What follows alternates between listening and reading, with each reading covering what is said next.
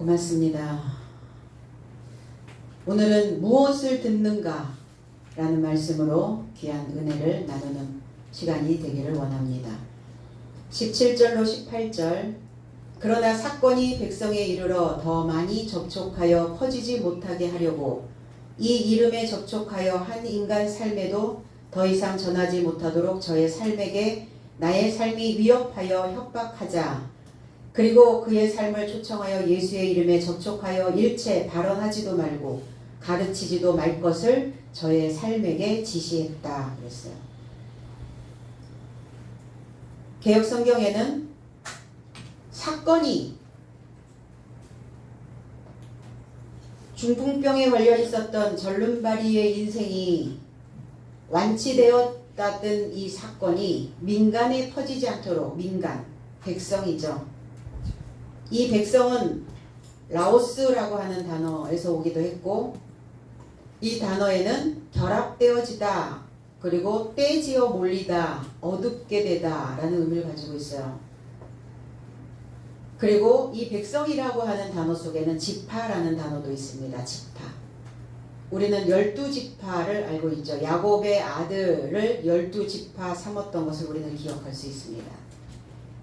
그러면 지파에게, 이 백성들에게 이 복음이 퍼지지 않도록, 나가지 않도록 위협하고 있다는 거예요. 왜 그럴까? 무엇 때문에 위협을 하고 협박을 하고 있을까?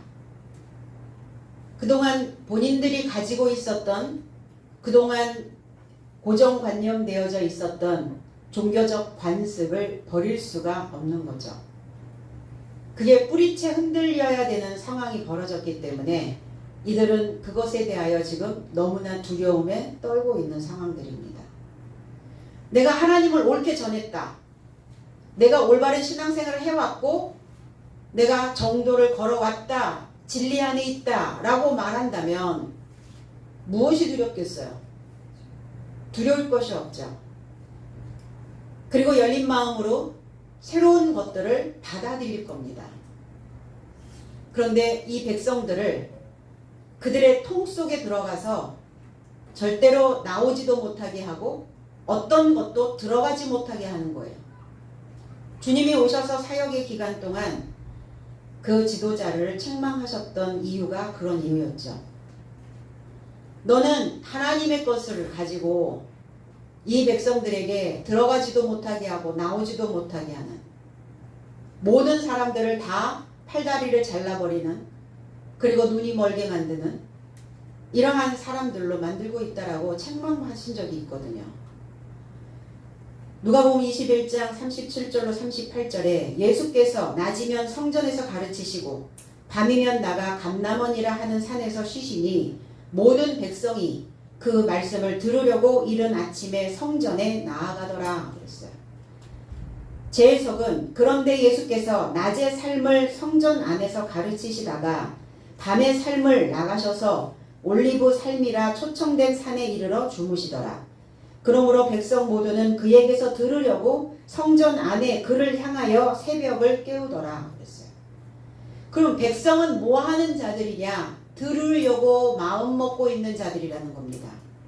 백성들은 뭐 해야 되는 자들이냐? 어둡게 되어져 있기 때문에 낯을 향하여 빛을 향하여 가야 되는 자들이라는 겁니다. 그래서 새벽을 깨워야 되는, 비파야 수구마 깰지어다 내가 새벽을 깨우리로다. 어둠에 있는 자들이거든요. 이 비파고 수금, 어둠에 잠겨져 있기 때문에 소리를 내야 되는 비파와 소리를 내야 되는 수금의 역할을 하지 못하고 있는 자들이 백성들이라는 겁니다. 주님이 왜 오셨는가? 깨워내려고요. 주님의 사역이 무엇이었습니까? 3년 반 동안의 주님의 공생의 기간 사역하셨던 것은 낮을 가르치는 거였어요. 그래서 낮의 삶을 성전 안에서 가르치시다가 그랬어요. 낮을 어떻게 가르칩니까? 낮을 가르친다는 게 뭡니까? 빛입니다. 지식이 들어가는 거예요. 백성들 자체가 어둡게 되어져 있다는 것은 뭐냐면 지식 자체가 없는 겁니다. 무엇에 대한 지식이? 하늘에 대한 지식이. 그럼 어떤 지식만 갖고 있단 말이에요? 땅의 지식. 지성만 갖고 있는 거죠. 지적인 땅의 지식만을 가지고 있는 자들입니다. 그러한 자들에게 이제 낮의 삶을 가르치시는 거예요. 그러시다가 밤의 삶을 나가셔서 그랬어요. 그럼 밤의 삶은 누굽니까? 백성들이죠. 저와 여러분들일 수도 있습니다. 저와 여러분들은 밤이니까.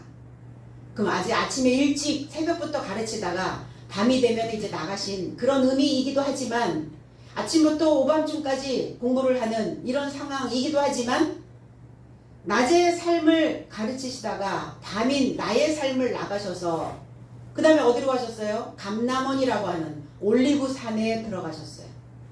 올리브 기름 부음이라는 기름이라는 뜻입니다.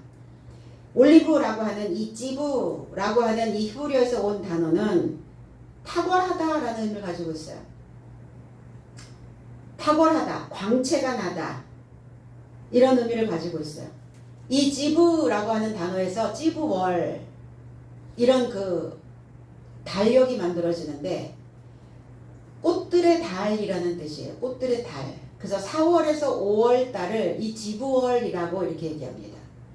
이 지부라고 하는 이 올리브라고 하는 이 감람이라고 하는 탁월하다라고 하는 이 의미 속에 돌출한 모서리라는 의미를 또 만들어내요. 그럼 돌출한 모서리가 뭡니까? 우리 시원성교회 찬양대가 모퉁이 돌이잖아요. 바로 이 모퉁이 돌이 찌부라는 거예요. 탁월하다는 겁니다. 뛰어나다는 거예요. 탁월이라고 하는 것은 높을 탁에 넘을 월, 높은 것, 월등히 높다, 월등히 나. 저 사람은 월등해. 저 사람이 가지고 있는 능력은 탁월해. 그리고 이 모퉁이 돌은 탁월한 자들입니다. 무엇이든 맡기면 월등히 뛰어나게 감당할 수 있는 자들을 모퉁이 돌이다 이렇게 말합니다. 그래서 주님도 모퉁이 돌로 오셨고 제자들을 사도들을 모퉁이 돌로 만드신 거예요. 그런데 모퉁이 돌은 거치는 돌이라 걸려 넘어질 수 있거든요. 내가 저 사람보다 탁월하지 않으면 탁월하지 않는 그 사람은 탁월한 그 사람에게 걸려 넘어져요. 그래서 우리는 자꾸 누군가와 비교하게 되죠. 내가 탁월한데 저 사람이 더 탁월하다고 생각이 드니까 비교하는 그 비교 속에서 내가 넘어져 버리는 거예요. 그러니까 항상 저와 여러분들은 지브라고 하는 이 올리브 산에 있는 자들과 같아야 된다는 겁니다. 하나님의 백성인 이 지파의 삶은 들어야 되는 자들이거든요. 그래서 새벽을 깨우러 성전으로 들어갔단 말이에요. 새벽을 깨우려고 이 백성들이 모두. 그럼 누가 방해를 하고 있느냐는 거예요. 성전에 있는 관원들이요.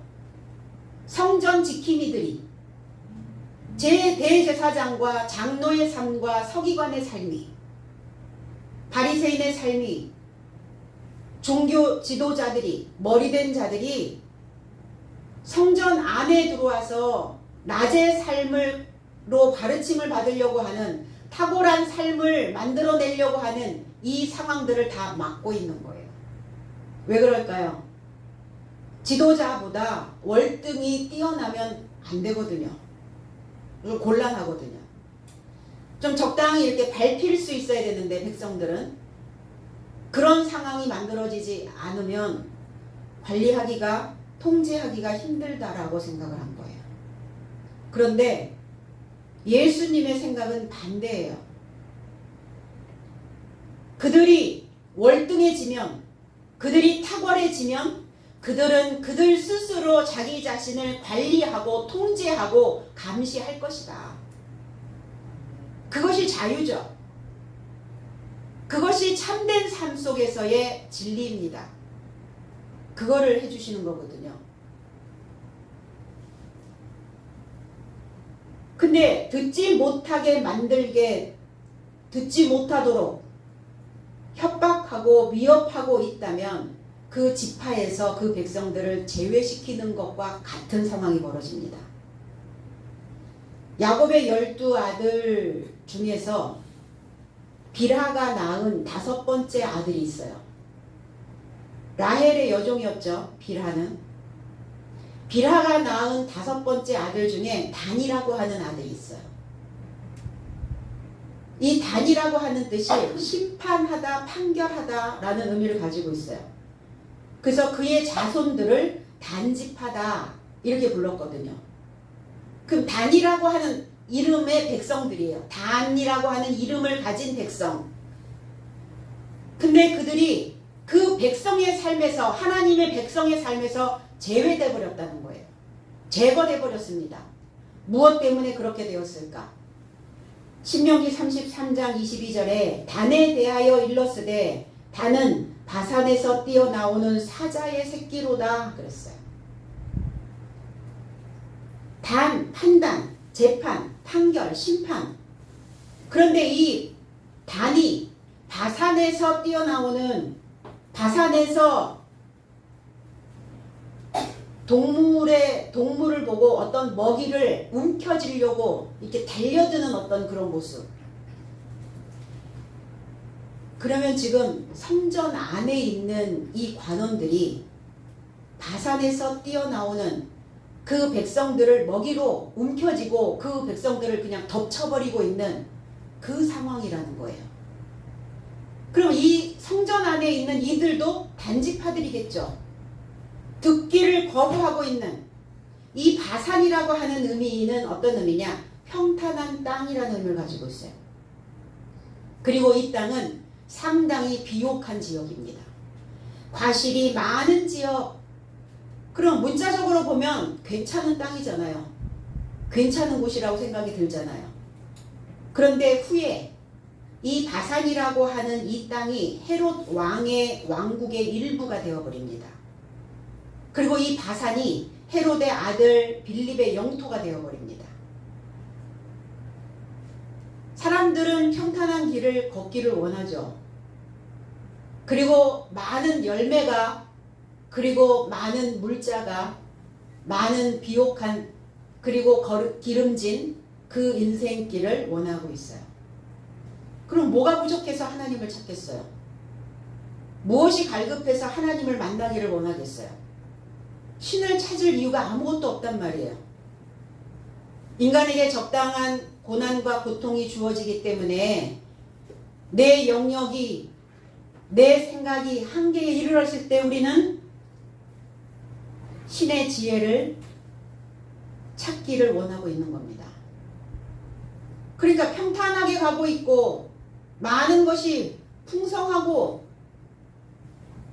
그러니까 뭐만 해요?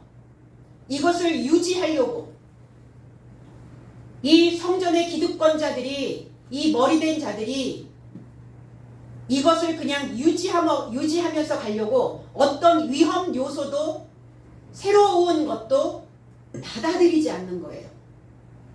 그냥 이대로만 쭉 가면 된다라고 생각하고 있는 거죠. 지금 그 상황이란 말이에요. 맹렬한 무엇인가를 찌르는, 무엇인가 그 먹잇감만, 우리의 그 일들을, 우리의 라인을, 그리고 우리가 가지고 있는 어떤 이 기득권을 침해하는 자들이 오면 맹렬히 달려들어서 찌르고 찢고 핥히고 물고. 그래서 그들은 새끼들아, 새끼. 새끼가 뭡니까? 여전히 굴 안에서 있는 자들. 굴 안에서, 굴 밖으로 나온 자들이 아니에요. 굴 안에 있는 자들이에요. 이게 단지파적인 상황이고 단지파적인 성향이거든요. 근데 이 단지파적인 이러한 사상이 지금 성전 안에 관원들이 가지고 있다는 게 문제죠. 자기들의 굴을 만들었어요. 자기들의 동굴을 만들었습니다. 나가지도 들어오지도 않고 있는, 그 안에 백성들을 가둬두고 절대로 자라지도 못하게 만드는 그 수준에서 그냥 딱 커팅시켜버리고 마는, 이게 단지파였기 때문에 하나님은 단지파를 12지파에서 제외시켜버립니다. 그리고 듣지 못하게 한다는 것은 그 상황을 지금 또 만들고 있는 거예요. 베드로와 요한에게 퍼지지 못하도록 이 지파에게 이 복음이 고쳐짐이 부활되어진 사실이 퍼지지 못하도록 분배하지 못하도록 나누어지지 못하도록 그 먹잇감을 던져주지 못하도록 이 퍼지다라는 의미는 디아네모라는 단어인데 디아 통하여라는 단어와 노모스라고 하는 단어의 합성어예요. 그 노모스라고 하는 단어는 율법이기도 하지만 분배하다라는 의미를 가지고 있어요. 그러면 이 백성들은 지금 분배받아야 되는 상황들이거든요. 그리고 먹이를 먹어야 되는 상황들이에요. 들어야 먹죠. 듣지 않는데 어디서 먹을 거예요? 듣지 못하게 하는데. 그래서 이 백성들에게 복음의 원리를 먹이지 못하도록 협박하고 위협하고 있는 겁니다. 위협, 아페일레라는 단어예요. 에베소서 6장 9절에 상전들아 너희도 저희에게 이와 같이 하고 공갈을 그치라. 우리 공갈 협박 그렇게 얘기하죠. 이는 저희와 너희의 상전이 하늘에 계시고 그에게는 외모로 사람을 취하는 일이 없는 줄 너희가 알미니라. 제 해석은 그리고 주인의 삶이여 저의 삶을 향하여 이런 삶을 향하여 협박을 멈추라. 저의 삶과 너의 삶에 주께서 하늘의 삶 안에 계신 것과 그에게는 외모를 취함이 없다는 것을 알아차리라 그랬어요. 주인의 삶이요 그랬어요. 상전들아 우리를 다스리고 있었던 자들 우리에게 먹이를 주고 있었던 자들 우리에게 품삯을 주고 있었던 자들 그들을 다 상전이라 주인이라 이렇게 말합니다. 그런데 육체의 상전이 상전이 아니라 너희의 상전이 너희의 주인이 하늘에 계신다고요. 그건 무슨 말이냐? 높은 지식을 가지고 있는 그 하나님이 너희의 주인이라는 거예요. 땅의 것을 가르치는 그들은 너의 주인이 아니라는 겁니다. 이제 땅의 것만을 주는 그 주인의 삶에서 벗어나야 되는데 이 주인들이 벗어나지 못하도록 협박하고 있다고요. 어떻게 협박해요? 협박하잖아요. 그렇게 했다가는 너는 지옥이야. 이렇게 지옥. 가장 두려운 게 뭡니까? 우리는 죽어서 지옥 갈까봐 신앙인들이 가장 벌벌 떠는 것이 그거죠. 저주와 지옥. 결국은 지옥 가는 것 자체가 저주라고 생각을 하는 거예요. 협박하지 말라. 그리고 낮은 지식으로 그 땅에 있는 지식으로 주인 노릇하지 말라. 그런데 그 주인에게 잡혀있죠. 먹잇감을 던져줘도 먹지 못하는 사람들이 있어요. 그러니까 스스로 자기 자신을 단지파로 만드는 자들이 있다는 거예요. 중요한 거. 들을 수 있도록 배울 수 있도록 그 환경을 열어줘도 배우지 못하고 듣지 못하는 자들이 있어요. 무엇을 듣는가예요. 하나님의 말씀을 내가 듣지 않고 있다면 나는 단지파에 속하게 됩니다. 그 하나님의 백성이 될 수 없어요. 그럼 하나님의 백성이 되지 못한다는 것은 또 중요한 문제는 그 자체가 지옥이라는 거예요. 그 자체가. 아니 죽어서 지옥 가는 게 뭐 무서워요? 죽어서 지옥 가는 게 뭐가 무서워요? 지옥이면 어떤 곳이길래? 아 유황불이 끓는 기름솥에 담겨질까봐? 신경이 다 죽는데 기름솥에 들어가서 튀겨진들 뭐 아파요? 고통이 있습니까? 살아있을 때 지옥이니까 그게 문제인 거죠. 그러니까 하늘에 그 주인이 하늘에 계시니까 이제 그 협박을 멈춰라. 여전히 그 협박이 먹히는 곳이 있더라고요. 지금도 이 지구촌에 21세기를 살아가고 있는 누리호가 달나라를 가고 있는 이 상황에 이 협박이 먹히는 것은 종교입니다. 못 나오는 거예요. 절대로 발을 못 뺍니다. 뭐가 무서워서? 무엇이 두려워서? 그럼 하늘에 계신 그 높은 수준의 지식을, 탁월한 지식을 가지고 있는, 그 기름을 가지고 있는, 감람유를 가지고 있는, 올리브유를 가지고 있는 그 주인보다 더 무섭습니까? 사람이? 무슨 눈치를 보고 산단 말이에요? 사람의 눈치를요? 그러니까 스스로 단지파로 만드는 거예요. 지각이 있다면, 생각이 있다면, 사람이라면 되돌아봐야 되는데 이렇게 되돌아볼 수 있는 그 힘조차도 없어져 버린 거예요. 종교는 그래서 독이 아닌데 자칫 잘못하면 종교 독에 중독돼 버립니다. 그러면 이 종교 독에 중독되어져 있는 자들을 어떻게 해독을 시키는가? 종교로 해독하는 거예요. 높은 차원의 그 종교로 해독을 시켜줘야만 합니다. 그 역할을 오늘 베드로와 요한이, 사도들이 하고 있는 겁니다.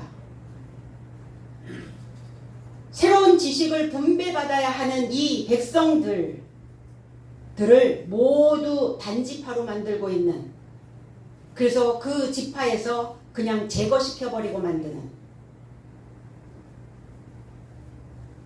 말씀의 원리를 듣지 못하도록 협박하고 있으니까 어떤 상황이 벌어지겠어요? 원리가 없어요. 신앙생활에 원리가 없어. 원리가 없다는 건 뭐예요? 사람의 눈치만 보고 있는 것이지 내 안에 바탕 속에 어떠한 형식, 어떠한 그 법, 어떠한 법이 만들어지지 않다는 거예요. 원리는 공식과 같아요. 그래서 어떤 문제가 던져지면 이 원리에다가 맞추는 거예요. 이 원리에다가 대입을 시켜보는 거예요. 신앙의 원리에 대입을 시켜서 내가 어느 부분들이 좀 튀어나왔고 어느 부분들이 지금 조금 모자라고 이것을 볼 수 있어야 되거든요. 그러면 문제가 해결이 돼요, 쉽게. 수학에서 방정식과 같은 그 공식처럼 성경의 원리를 배우지 못하도록, 듣지 못하도록, 퍼지지 않도록, 분배받지 못하도록 지금 다 단두리를 하고 있는 거죠. 어떻게 협박을 합니까? 맹렬히 덤벼들어서 물고 뜯고 있는 거죠. 어두움의 무지에 살게 하며 보여지는 어떤 행위에, 하나님은 외모로 사람을 보지 않는다고 말씀하셨는데, 외모를 취함이 없다고 했는데, 바깥에 보여지는 표면적인 것이 아니야. 중요한 건 그 사람 눈에 들으려고, 그 사람이 입맛에 맞게 하려고 사람의 종로로 타는 거, 그거 바깥에 있는 것들, 그건 원하지 않아. 너희의 속내가, 너희의 마음이, 너희의 정신력이 얼마만큼 강인한 정신력을 가지고 어떠한 상황이 벌어지면 그것을 넘을 수 있는지 없는지, 삶 속에서 어떠한 사건과 문제가 발생이 되면 그것을 말씀의 원리에 맞춰서 얼마만큼 해결할 수 있는 능력들이 있는지 없는지, 나는 그 속을 보는 거지 바깥에 너희들이 아무리 그렇게 해도 난 그 바깥에 있는 거 보지 않아. 그리 말씀하고 계시거든요. 그러니까 그들의 속을 안에 그 백성들을 지금 다 잡아 가둬두고 있는 거죠. 아니면 자, 타인은 나한테 그럴 수 있죠. 그러다가 불편하면 우리는 그 동굴을 나오게 됩니다. 그런데 내가 만들어 놓은 그 동굴 속에 나를 가두면 잘 못 나와요. 잘 안 나와요. 그러니까 스스로 나는 그러지 아니한가? 스스로 나는 단지파로 만들어 놓고 있지 아니한가? 들어야 되는 그 소리가 들어오면 어떤 소리를 들어야 하는지 분별할 수 있어야 되는데 내 동굴 속에서 울리는 내 소리만 듣는 거죠. 동굴에서 아 이러면 아 울리잖아요.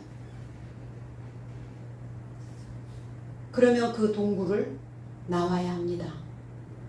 그럼 어떻게 나와야 하느냐? 어떻게 나와야 됩니까? 줄을 잡아야죠.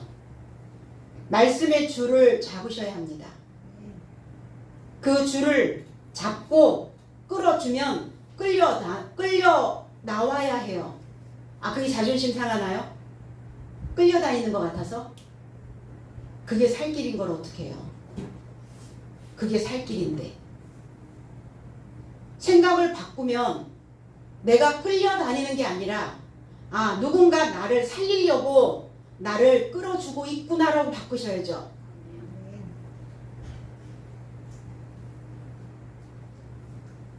그래야 내 마음을 정하고 다닐 수 있어요. 근데 내 마음을 정하지 못하고 나 자신을 뒤로 떨어지게 하는 내가 걸어가고자 하는 그 길에 나를 물고 있는 내 경험적인 지식들을 만들어내고 있는 뱀은 아닌가. 이 단지파를 그 뱀은 그 길에 독사라고 말씀하신 적이 있거든요. 나에게 새로운 소식이 들리지 않도록 내 경험만을 중요시하고 있지 않는가 생각해 봐야 된다는 겁니다. 오늘 이 관원들이 성전 맡은 자들이 뭐라고 얘기하냐면 예수의 이름에 연결된 말씀은 발언도 가르치지도 말라 이렇게 얘기해요. 그럼 뭐 하라는 거예요? 기독교를 포기하라는 겁니다. 교회 다니는 걸 포기하라는 거예요. 하나님을 포기하라는 것과 같은 거죠. 이 사도들에게. 그냥 너희는 요 테두리 안에서 내 종으로 그냥 살다가 그냥 인생 마감하면 돼. 그러면 그냥 평탄할 거야 너의 길이. 그리고 그냥 때에 맞춰서 삼시세끼 꼬박꼬박 먹여주면 되잖아. 먹이 먹여주면 되잖아. 먹이 던져줄 때마다 그거 그냥 먹고.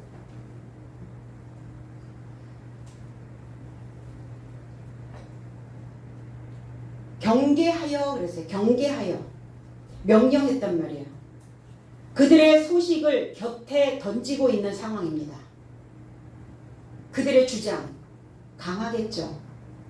그들의 주관 세겠죠.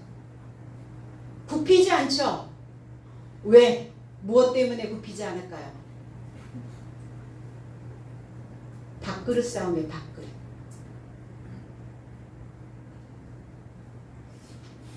이제 먹느냐 먹히느냐 그것이 문제인 거죠. 먹히면 어떻게 돼요? 그동안 쌓아왔던 공든탑 다 무너뜨려야 되거든요. 종교 안에서 그동안 내가 그 권력, 그 명예, 내가 그동안 신앙생활 하면서 내가 어떤 사람인 줄 알아? 관원이니까. 나로 말할 것 같으면 말이야. 이렇게 얘기하는 거예요. 나로 말할 것 같으면. 내가 많은 경험이 있어. 뭐도 하고. 어디에 장도 하고.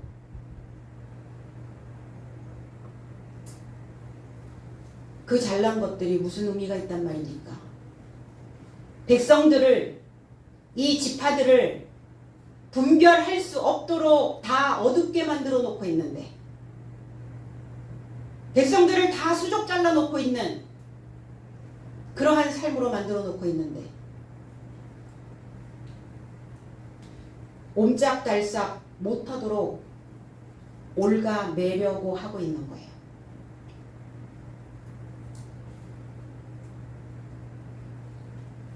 그러니까 그들은 이 종교는 고정된 게 아니거든요. 잘못 배운 거죠. 종교는 고정되어진 채 죽은 것이 아니라 종교는 큰 가르침으로 살아갈 수 있도록 그 인생이 생각이 흘러갈 수 있도록 탁월한 지식을 넣어주는 것이 종교입니다. 그런데 그들은 자신들과 다른 지식은 부정하고 외면하고, 그리고 자기 자신이 믿는 하나님이 정통인 것처럼 그렇게 행동해 왔다는 거예요. 그러니까 그들 스스로 보면은 종교라고 하는 그 외딴 섬에 갇혀서 새로운 소식을 접하지 못하는 고립된 종교인들의 모습입니다. 그런가 하여 들을 수 있어야 되거든요. 아, 그런 지식도 있어? 아, 그런 내용이야? 아, 성경의 단어가 그 뜻이었어? 이래야 되는데 내가 알고 있는 게 전부인 거죠. 그러니까 내가 알고 있는 게 왜 전부여야 되냐고요. 하나님의 지식에서 그게 전부라는 이런 그 어처구니 없는 일들이 말도 안 되는 말을 가르쳐 왔던 거예요. 그게 너무 두려운 거죠. 얼마나 심장 두근거리겠어요. 그게 아니야! 라고 다 뒤집어야 되니까. 그럼 지금 세대는 어떻습니까?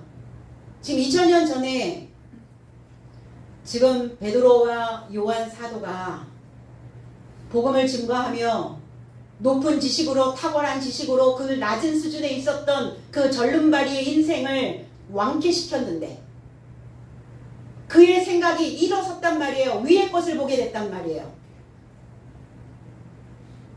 그리고 지금은 어때요? 지금은 높은 지식을 향하여 이거보다 더 높은 탁월한 지식을 내가 배우러 간다고 하면 지금 이 세대는 어떻게 반응들을 하냐고요.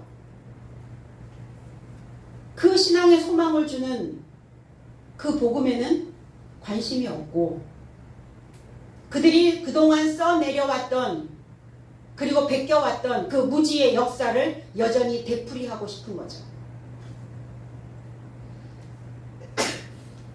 말하지도 말고 이렇게 해야 되거든요. 가능한 일이겠어요? 가능하겠어요? 말하지도 말라니 산 사람한테 뭐에 대하여? 하나님에 대하여. 원어 성경에 대하여 말하지도 말고 해석된 말씀에 대하여 재해석된 말씀에 대하여 말하지도 말고 가르치지도 말고 이렇게 얘기하고 있는 거예요. 지금. 기존에 알고 있었던 거 그냥 그대로 가면 돼. 푸흐랭고마이라는 단어예요. 선언하다라는 단어. 그럼 이 관원들이 그냥 말하지도 말고 푸흐랭고마이 단순하게 그냥 말하지 마 이 단어가 아니에요. 집어 삼킬 듯 불을 튀기며 말하고 있는 그 상황이 묘사되고 있어요. 집어 삼킬 듯 불을 쏟아내는 얼마나 그러니까 그 발언이 강력하겠어요. 얼마나 강한 어감으로 들어오겠어요. 그러니까 이들은 알파 포식자들. 알파 포식자들이 뭐냐면 가장 최상위에 있는 가장 그 위의 자리를 차지하고 있는 포식자들. 그 알파 포식자들이 결국 사람이라는 겁니다. 먹이 사슬에서 보면 가장 위에 있는 포식자가 인간인 거죠. 그래서 인간은 못 먹는 게 없어요. 다 먹어요. 몸에 좋다 그러면 지렁이서부터 시작해가지고 이 알파 포식자의 자리를 꿰차고 있는 거예요. 이 종교 지도자에 의해서. 그러면 오늘 베드로와 사도 요한께서 과연 이 알파 포식자들에게 의하여 구석으로 내몰릴 것인가? 그냥 힘없이 포기하고 말 것인가? 이게 우리도 기대되는 요소들이겠죠. 어떤 행동이 나올까? 힘없이 쓰러지는 종교인들에게 그리스도와 함께 멍에를 메고 배운 우리가 그렇다면 배운 우리가 이제 제9시를 해야 할 때가 왔다는 것을, 때가 임박해 왔다는 것을 눈치채셔야 합니다. 그냥 한 해 한 해 가기에는 너무 아까운 세월이에요. 너무 아쉬워요. 그 거대한 포식자들에 의해서 그 지파들이, 그 백성들이 다 양식이 되어지고 있는 상황인데 괜찮은가? 이대로 가도. 이제 우리가 이 신앙의 건강한 이 신앙의 생태계를 보존해야 될 때가 맞습니다. 이 종교의 건강한 종교의 환경을 우리가 만들어야 될 때가 드디어 왔다는 겁니다. 가르치지 말라. 디다스코라는 단어예요. 가르치지 말라. 배우지도 말라. 폭넓은 것으로 너의 삶에 적용도 하지 말라. 그러면 우리가 설교를 듣고 말씀을 듣고 신앙생활을 하는 것은 이 신앙생활을 나의 삶에 적용시켜서 내 인생을 조금 더 폭넓게 만들려고 하는데 만들지 말라. 그렇게 하지 말라. 그럼 하나님이 인간을 창조하신 목적에 어긋나는 거예요. 바다의 고기와 공중의 새와 땅이 움직이는 모든 생물을 다스리라 하셨거든요. 누구에게? 사람에게. 다스리라, 통치하라, 정복하라. 무엇으로 정복하라? 가르침으로, 그 지식으로. 이 다스리다라고 하는 이 단어에 입히다라는 의미도 있어요. 밟아 부서뜨리다. 그럼 살아있는 모든 이 백성들에게 새 옷을 입혀야 되고 그들에게 하나님의 성전을 만들어주기 위해서 그 어두움을 밟아서 부서뜨려야 되고 그런데 그거 하지 말라는 거예요.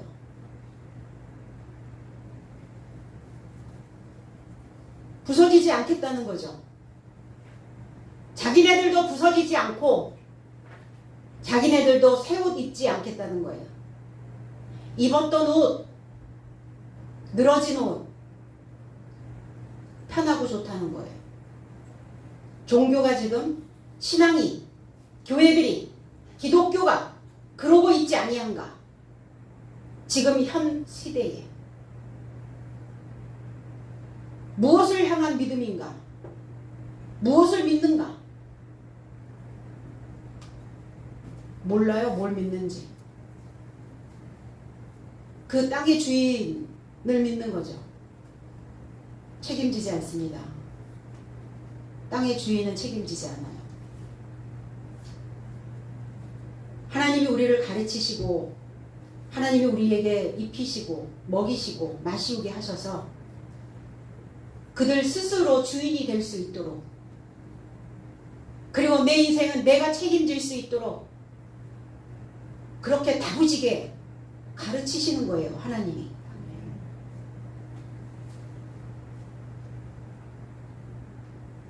그래서 하나님의 성전으로 지어지지 못하게 하라고 지금 명령하고 있는 겁니다. 사람을 만드신 그리고 종교를 창설하신 하나님의 뜻에 대적하고 있는 거예요. 그래서 큰 가르침으로 자신을 폭넓게 자신의 삶을 다시 만들어내야 되는 상황인 거죠. 가르침을 받지 않으면 인간은 가장 잔인한 짐승이 됩니다. 그렇죠. 사지를 절단해서 살인을 저지르는 짐승이 누가 있어요?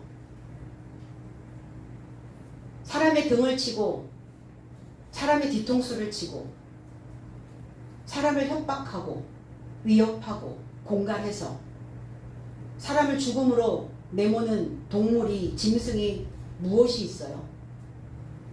인간입니다. 다 짐승 만들겠다는 거예요. 짐승으로 던져주는 먹이에 족한 줄을 알 수 있도록 그렇게 길들이겠다는 겁니다. 이 가르침을 통해서 비로소 알게 되고,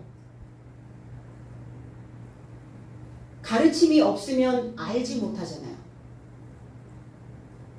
하나님에 대하여 알지 못해요. 늘 제가 말씀드리듯이 알아야 사랑하게 됩니다. 하나님을 사랑한다면서 하나님에 대하여 가르치지 못하도록 뭘 사랑한단 말입니까? 하나님은 내 일에 간섭하지 않으시는 하나님.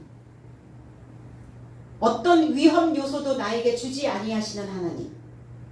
새로운 것들을 탐색할 수 있도록 모험의 길을, 고난의 길을, 역경의 길을 걸어가지 않게 하시는 하나님. 그 하나님이면 족하죠. 그런 부모가 어디 있어요? 다 클 때까지 다 업어서 데려다 줍니까? 다 씹어서 입에 넣어줘요? 넌 아무것도 하지 말라고 엄마가 다 해주고 아빠가 다 해줍니까? 그런 하나님은 없어요. 이 지구촌에.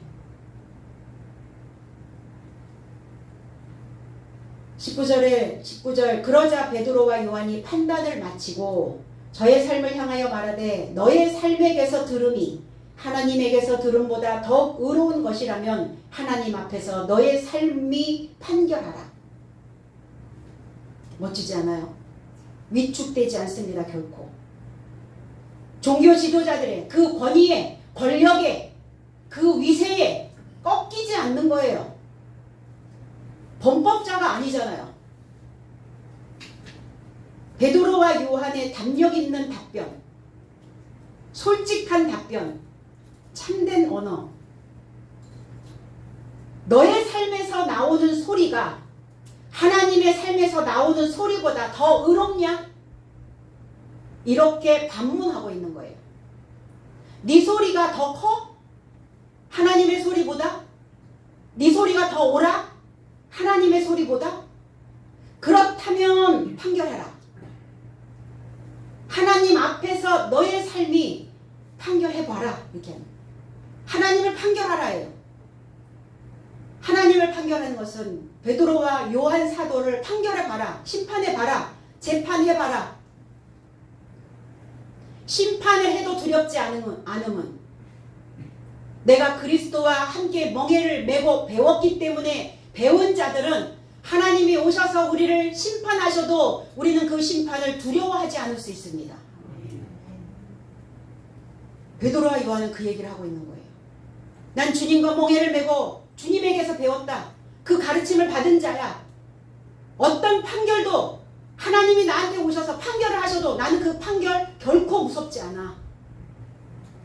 그만큼 당당한 거예요. 그만큼 자신 있는 거예요. 그만큼 자신의 믿음을 확증하고 자신의 믿음에 확신하고 자기 자신의 믿음에 대하여 믿는 겁니다.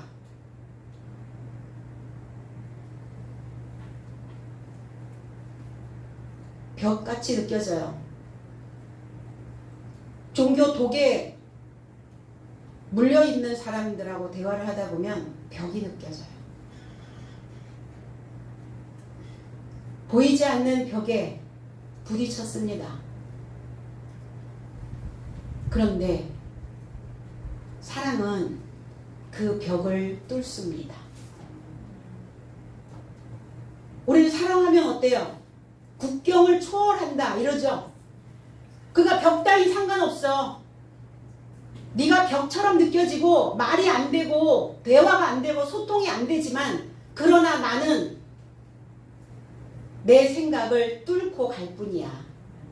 결코 그 사람들의 말에 설득되지 않는다는 겁니다.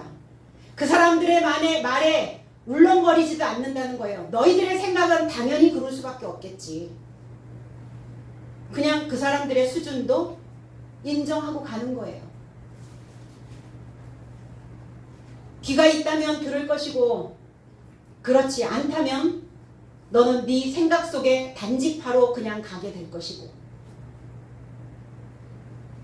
본인들도 확실하지 않으면서 내가 믿는 하나님이 어떤 하나님인지에 대하여 확실하게 증거도 할 수도 없으면서 증명해낼 수도 없으면서 그러면서 어렴풋이 아는 것을 가지고 어렴풋이 알게 된 그 옛 생각을 가지고 울고먹고 있었던 거예요. 그동안 그거 울고먹은 것마저 뺏길까봐 이들은 두려운 거죠. 무수히 많이 벽에 부딪힐 겁니다. 이 말씀이 완료형이 아니에요. 미완료입니다. 2000년 전에 역사적인 사건이었다면 완료여야 되잖아요.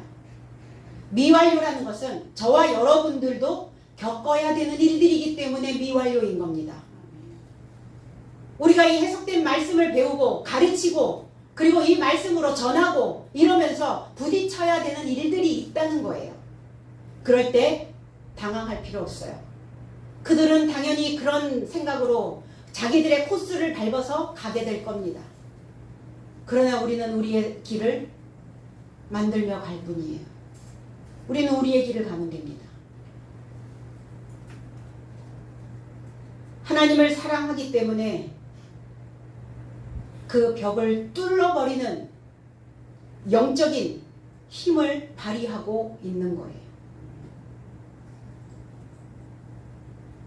말씀이 살아서 그들의 정곡을 찔러버린 거죠. 꿈틀대면 좋긴 한데, 그쵸?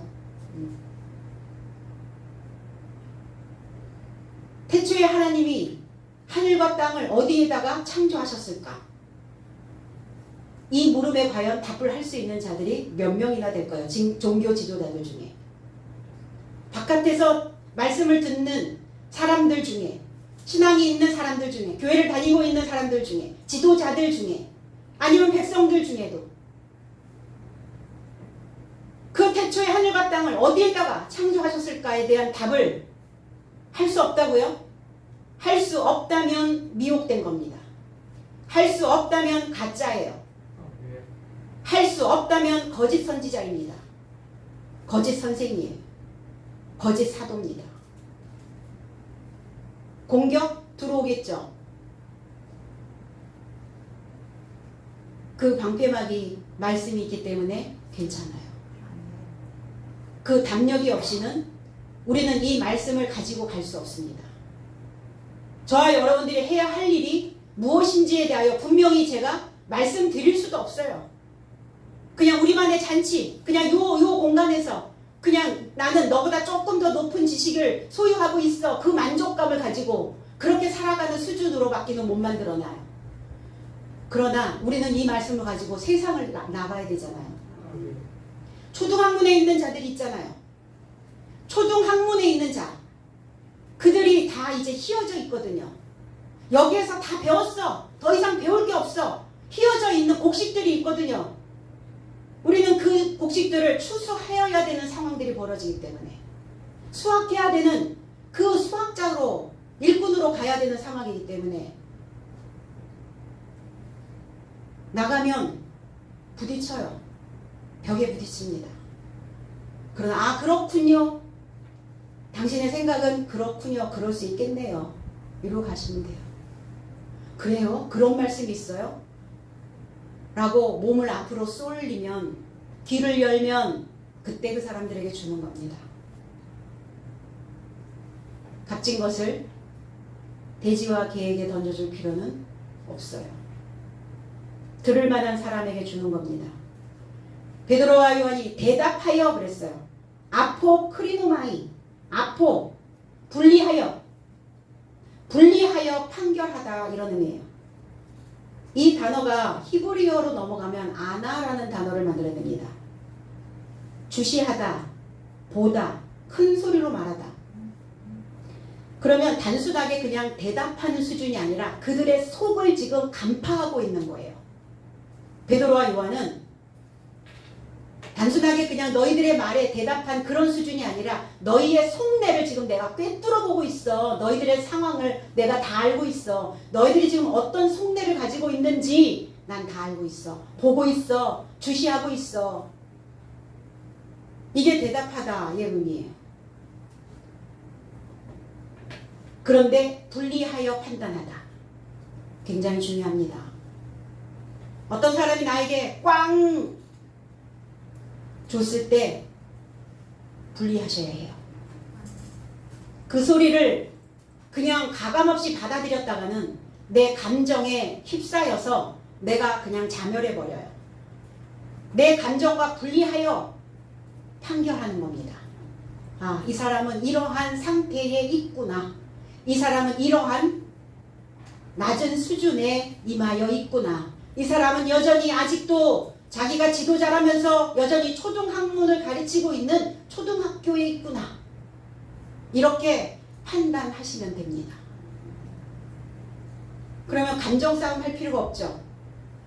감정으로 부딪히면 승산이 없잖아요.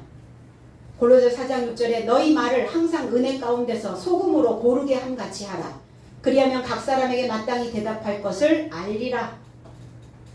제 해석은 너희 말은 항상 은혜 안에서 소금으로 맛을 내듯이 하되 어떻게든 너의 삶을 알도록 각자에게 대답함이 마땅하다. 사람에게 말을 줄 때 소금으로 맛을 내듯이 하래요. 마태복음 5장 13절에는 너희는 땅의 소금이니 만일 미련하게 되어진다면, 만일 맛을 잃으면 개혁성경에는 이렇게 되어져 있어요. 이 제 해석인데, 만일 미련하게 되어진다면 무엇 안에서 간을 맞추겠느냐. 아무 힘이 없어 아직 밖에 던져지지 않았어도 사람에게 밟힐 뿐이다. 말에는 맛이 있어야 해요. 그래서 상대가 벽같이 느껴지고 내가 하는 말이 먹히지 않는다 할지라도 우리는 소금으로 맛을 내듯이 하라는 거예요. 아, 그랬군요. 그런 생각을 하고 계시는군요. 그 정도로 알고 계시는군요. 이렇게 맛을 내듯. 그래서 그들에게, 각자에게 그렇게 대답해 주는 것이 마땅하다. 베드로와 요한은 입증된 하나님에 대하여 선포하고 있는 겁니다. 그럼 베드로와 요한이 무엇을 지금 듣고 있단 말입니까? 성전의 관원의 소리를 듣고 있습니까? 아니면 하나님의 소리를 듣고 있습니까? 무엇을 듣고 있는가가 너무 중요한 거예요. 그 관원들의 소리를 들었다면 기죽었겠죠. 야, 내가 이렇게 하다가 야, 우리 죽는 거 아니야? 이렇게 하다가 없어지는 거 아니야? 지도새도 모르게? 두려움에 떨었겠죠. 그러나 그렇지 않았다는 거예요. 무엇을 듣는가? 듣는다는 것은 깨닫다는 거예요. 깨달았다는 거예요. 영적인 감각으로 듣고 있는 겁니다. 영적인 감각으로 듣고 있다는 것은 논리적으로 듣고 있는 거예요. 감정이 아닌 논리성. 로마서 10장 14절에 그런즉 저희가 믿지 아니하는 일을 어찌 부르리요? 듣지도 못한 일을 어찌 믿으리요? 전파하는 자가 없이 어찌 들으리요? 그랬어요. 제 해석은 그런즉 믿지 않는 이름에 이르고자 어찌 초청하겠느냐? 듣지 않는 이에게서 어찌 믿겠느냐? 전도하는 이가 없이 어찌 듣겠느냐? 그랬어요. 듣든지 듣지 아니하든지 전파해야 된다는 거예요. 입을 열어 소리를 내야 된다는 겁니다. 그리스도의 말씀을 들려줘야 거기에서 길을 열은 자가 있어서 그 길을 열은 자를 낚아올 수 있다는 겁니다. 사람을 낚는 어부. 하나님에 대한 지식이 없으면 자기 소리만 듣겠죠. 자기 소리만 하겠죠. 다른 사람의 말을 듣지 않나요? 그럴 겁니다, 아마. 내가 원어를 배운다. 이 성경을 재해석해야 된다. 이러면 자기 말만 할걸요.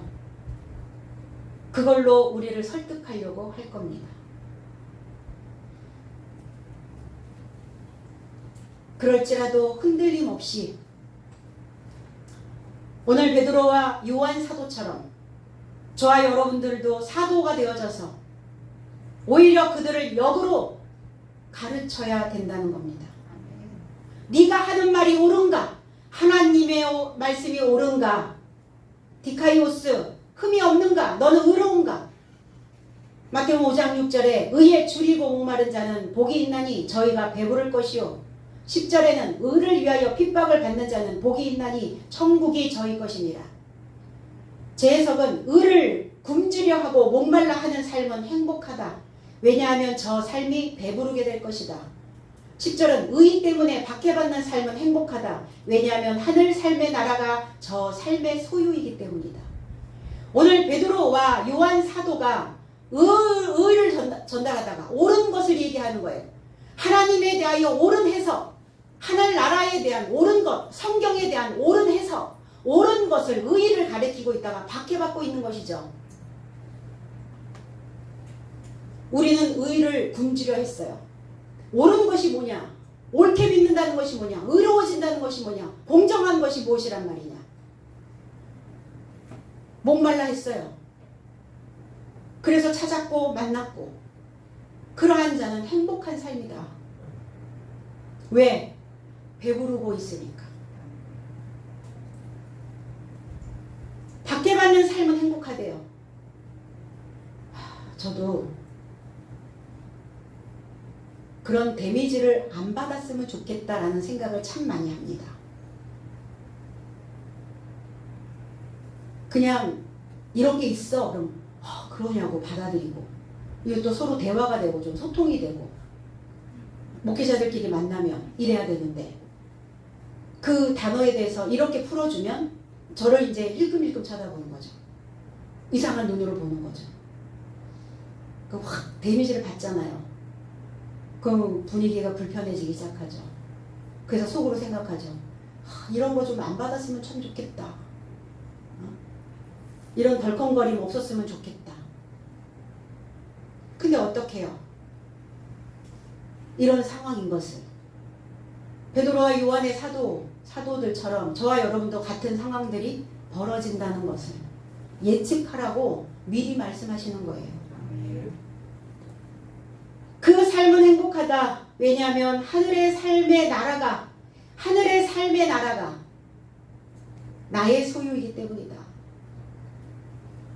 굶주리고 목마른 자는 그 나라와 그 의를 찾기 때문에 나의 삶에 더하여질 수 있다는 거예요. 그래서 배부르게 되고 의롭게 살고자 하는 삶이 비방을 받으나 행복하다는 거예요. 박해를 받고 고난을 받는 그것이 헛되지 않아서 나의 연약한 질그릇 안에 담겨지면 이 박해와 고난과 고통은 나를 더 강인하게 만들기 때문입니다. 그래서 내 자신을 초월한 숭고한 사람이 되는 거예요. 고난이 오면 이 고난에 반응하는 두 종류의 인생이 있어요. 고통이 오면 한 사람은 그걸 상대를 공격해서 물고 뜯고 하는 사람이 있고 오늘 성전의 관원처럼 이 고통이 오면 박해가 오면 베드로와 요한 사도처럼 자기 자신을 숭고한 사람으로 탁월한 사람으로 만들어 놓는 사람들이 있다는 겁니다. 그래서 인생에게 적절한 고난은 그 삶을 오히려 더 윤택하게 만들어 놓을 수 있고 그 고난이 나의 그릇의 넓이와 깊이를 재는 저울과 같은 역할을 한다는 거예요. 그러니까 고난이 와봐야 내가 믿음의 넓이가 얼마큼 내 인생의 깊이가 얼마큼 있는지 그거를 잴 수가 있어요. 금방 알아볼 수 있죠. 그래서 이 믿음의 실을 놓치지 말아야 합니다. 실. 이 믿음의 실을 갖고 가는 사람들은 어떤 사건으로 어떤 힘든 상황으로 내 안에 어떤 전쟁으로 인하여 그게 찢어질 때가 있어요. 마음이 틀어질 때가 있어요. 다 너덜너덜해질 때가 있어요. 그런데 이 믿음의 실을 소유하고 있는 자는 그걸 꿰맵니다. 너덜너덜해진 내 마음을 꿰매요. 그래서 다시 원상복귀 해놓는 겁니다. 누구의 소리가 무엇으로 듣는가 판단하라. 판결하라. 크리노 구별하라. 이렇게 물어보는 거예요. 재판해라. 송사해라. 유다서 1장 4절에 이는 가만히 들어온 사람 몇이 있습니다. 저희는 옛적부터 이 판결을 받기로 미리 기록된 자니 경건치 아니하여 우리 하나님의 은혜를 도리어 세교거리로 바꾸고 홀로 하나이신 주제 곧 우리 주 예수 그리스도를 부인하는 자니라 그랬어요. 제 해석은 어떤 사람이 곁에 스며들었으니 불경건한 삶이 심판에 이르고자 예전에 미리 기록된 삶이요 내 삶에 하나님의 은혜를 방종에 이루고자 변경하였으며 유일한 상전이신 내 삶의 주 예수 그리스도를 부인하는 삶이다. 불경건한 삶이 심판에 이르고자. 근데 이들은 심판을 받을 자들은 미리 다 메시지를 해놓으셨다. 미리 다 기록된 삶이요. 심판받을 자들이 누구였어요? 소돔과 고모라에 있었던 자들이었고 노아 홍수 사건의 방주에 들어가지 못했던 자들이었고 그 전 단계로 넘어가면 출애굽을 할 상황에 출애굽을 하지 못했던 그 애굽에 있었던 사람들이었고 그 기록들이 다 뭡니까? 미리 기록해 놓은 거예요. 이러한 자들이 심판의 대상이야. 이렇게. 출애굽의 사건은 엄청난 사건이죠. 그들은 모세를 다 알고 있습니다. 그럼 모세를 알고 있다면 출애굽에서 말씀해 놓으셨던 그 기록을 보았을 것이고 거기에서 만들어졌던 판결이 무엇이었는지를 그들은 알 거란 말이에요. 그들은 불경건한 사람들이었어요. 성전 관원들아, 성전 지킴이들아, 제사장들아, 목자들아, 경고의 메시지를 들으라는 거예요. 하나님의 판결을 피할 자가 어디 있겠습니까? 그런데 피할 자는 배웠던 자들, 가르침을 받았던 자들이라고 말씀드렸죠. 그들은 하나님을 거절했던 자들이었습니다. 그 경고로 기록되어 놓은 거예요. 그 판결을 상기하자. 상기하라고 미리 이러이러한 자들은 다 심판 대상이다라는 것을 다 이렇게 경고하시고 행하시고 이러시지 어느 날 갑자기 그냥 휘몰아쳐가지고 그냥 판결하시는 게 아니시거든요. 하나님이 경고하신단 말이에요. 자, 하나 둘 셋 셀 때까지 바로 잡아 말씀하시죠. 안 들으면 사는 내내 지옥일걸요. 그게 살아있는 지옥을 경험하게 하는 거예요. 아, 죽으면 이렇게 가겠구나. 죽으면 이렇게 가겠구나. 이 지옥이 이게 지옥이겠구나. 그거 경험하라는 거예요. 살아있을 때. 뭘 보고? 미리 기록되어진 것을 보고. 불경건하지 않도록 경건한 삶에 들어갈 수 있도록 의로운 삶에 들어갈 수 있도록. 그래서 그것을 상기시킬 목적으로 기록해 놓으신 거예요. 우리에게 공간 협박하시려고 주시는 게 아니에요. 진리를 전하는 데 있어서 주저할 것이 없다는 겁니다. 멀쩡한 하나님의 밥상 없지 말고 무엇을 듣는지 내 안에서 어떤 소리를 나는 듣고 살고 있는지 그 소리를 알아차리는 하나님의 지파가 하나님의 백성이 되시기를 나사렛 그리스도 예수 이름 안에서 축원드립니다. 기도드리겠습니다. 아버지 고맙습니다. 오늘 우리에게 거룩한 이 한날을 기억할 수 있도록 은혜 주심을 감사드립니다. 무엇을 듣는가? 오늘 베드로와 요한 사도처럼 너의 소리가 더 옳은가? 아니면 하나님의 소리가 더 옳은가? 판결하여 보라고 말씀하셨던 것처럼 오늘 우리가 진리를 증거하는 데 있어서 주저하지 않도록 도와주시옵시고 어떠한 벽에 부딪힌다 할지라도 그 벽을 뚫고 갈 수 있는 은혜로운 믿음에 있는 장성한 자가 되게 하여 주시옵소서. 하나님 분명히 이 말씀은 세세토록 많은 사람들에게 또 전파되어져야 하고 살아있는 모든 사람들에게 이 말씀들이 스며들어서 그들의 삶이 탁월해질 수 있도록 만들어져야만 됩니다. 오늘 종교에 잡혀서 꼼짝달싹 못하고 있는 많은 사람들을 불쌍히 여기시고 그들에게 다시 한번 긍휼을 베푸셔서 들을 길을 만들어주시고 그리고 그 땅의 상전이 아닌 하늘의 상전에게 그 주인에게 순종하며 갈 수 있는 그 믿음도 허락하여 주시옵소서. 감사드리며 예수 그리스도 이름으로 기도하옵나이다. 아멘.